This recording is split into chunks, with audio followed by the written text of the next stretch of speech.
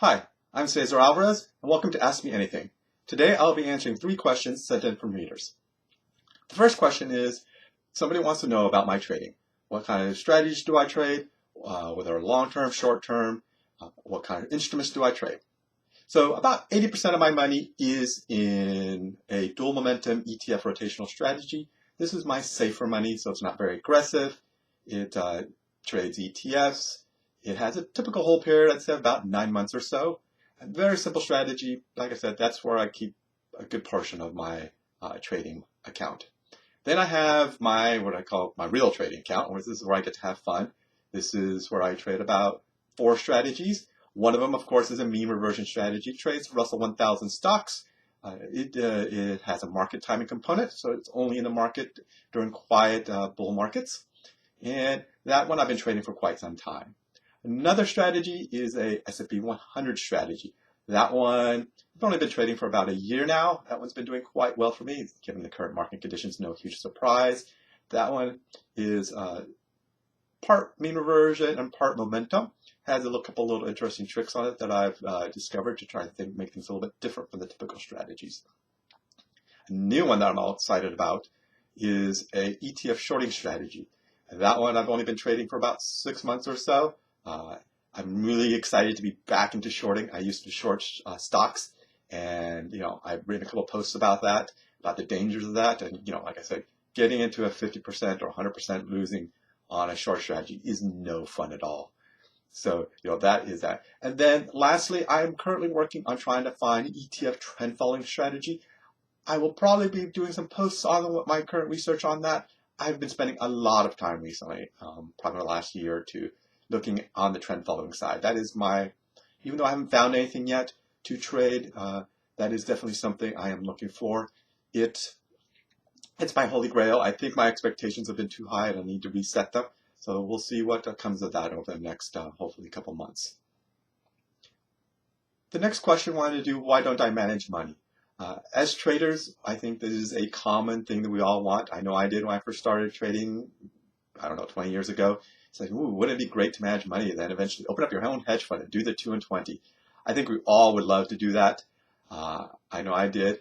I got a little disenchanted as I watched some friends and others that I knew go through the process. They spend a lot of time trying to raise money, and then dealing with clients, and even worse, all the regulatory issues have gotten so much worse in over the last few years. So all that has really made me not want to do my own, manage my own money. The clients, I think clients are probably the main reason, is people say they want, you can tell somebody you've got a zero correlation strategy and that makes them all happy, except when the markets go up 10, 20% in 1 year, they want to be up too. And, so what they really want is, 100% correlation when the markets are going up and zero correlation when the markets are going down. And you know what? That's really hard to develop something like that. The other thing is people severely underestimate how much drawdown they can withstand.